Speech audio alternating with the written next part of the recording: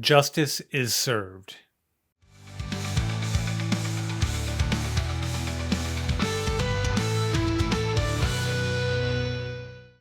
Welcome back to Writer's Theory. I'm James Winterthorn, and today is day 72 of my attempt to write a novel in less than 90 days.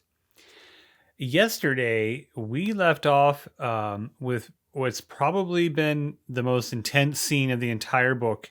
It is the climactic movement now, and we're seeing lots of action. We're seeing lots of reconciling of plot lines, tying the threads together, and today we're going to hit that peak and see what happens. So.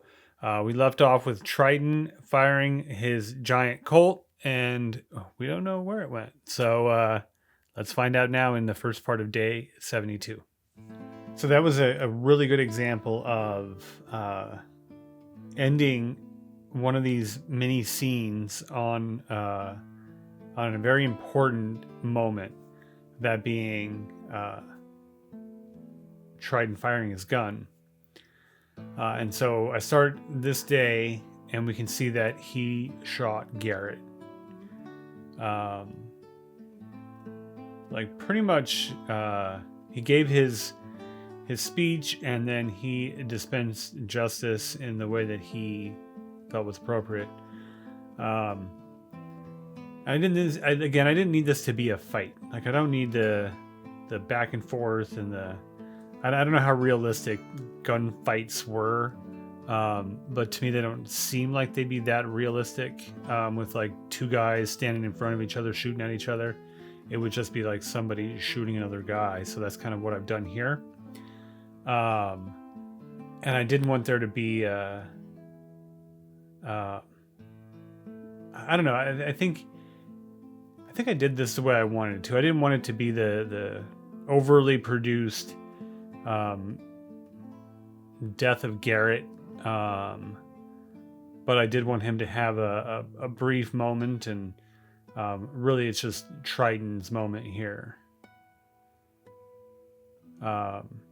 because he was also affected by the actions of Garrett's company, and so ultimately I decided that Triton should be the person to affect change, or to be the agent of justice here, once the information was revealed. And I think I did that because I didn't want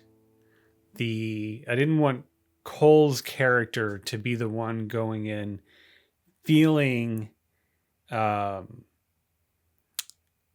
like he was a victim of something, and then going out and being the agent of justice in terms of the capital punishment.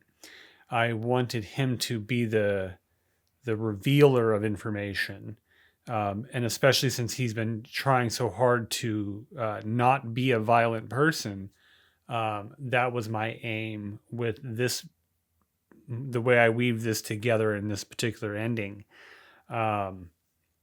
So I that's why I elected to have the information be revealed, and then once the information was out there, that it was so damning that it couldn't but alter the course of all these other characters' lives, and that was my intent here. That's why I chose to take action the way that I did.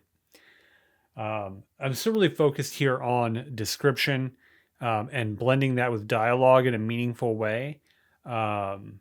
Especially with the death of Garrett, how he dies, like he still dies as a kind of a creep, and just a bad guy. And I like how that turned out here. So let's get on with the rest of day 72, and let's see the immediate aftermath of these events. And so I have Triton here, really just taking a stand. Like, he obviously is not going to work for Shaw anymore, but he's also not going to let himself and his men walk away from this with nothing. Like, they've been traveling for some time. They've already compromised their morals a little bit here and there. And so he's had enough of it, and he's going to have his payment and the contract fulfilled.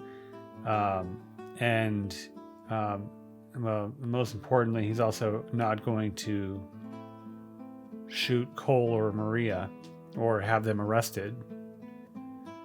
I mean, he could like have everybody be arrested, wait for some marshals, but he's also just killed a man. So he's just being the voice of reason here, and also just like had enough of the whole thing.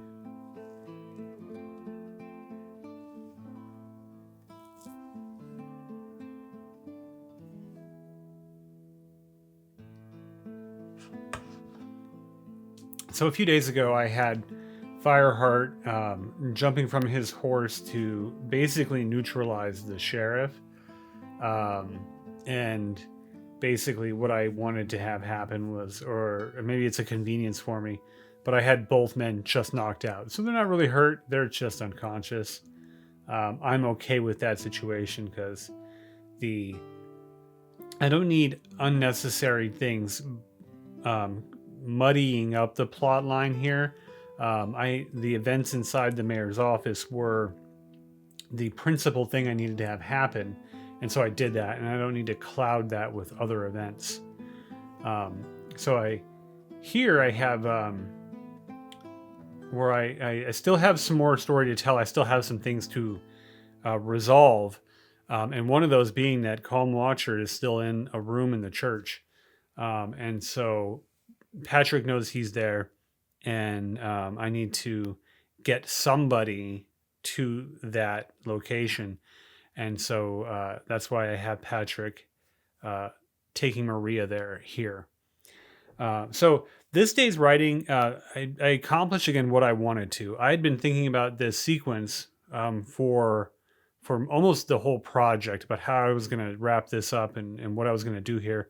And so most of the details, probably 90% of the details, I achieved what I wanted to. And the rest of it, I'm just writing through, and it's turning out generally the way that I wanted.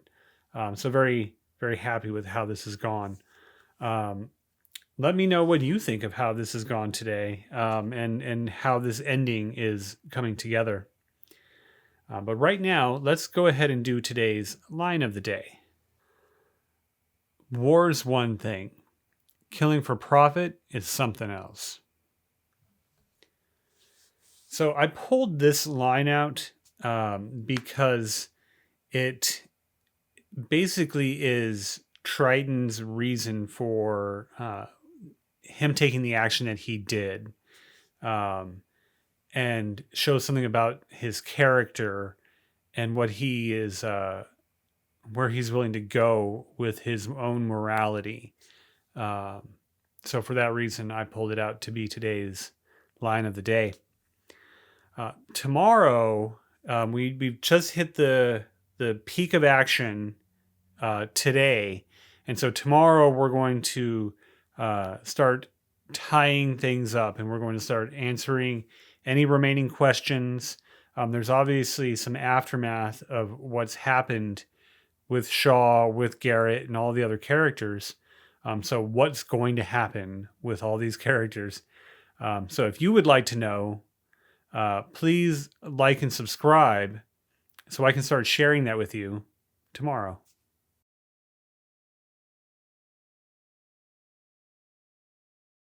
That was not a great place to have my phone take over.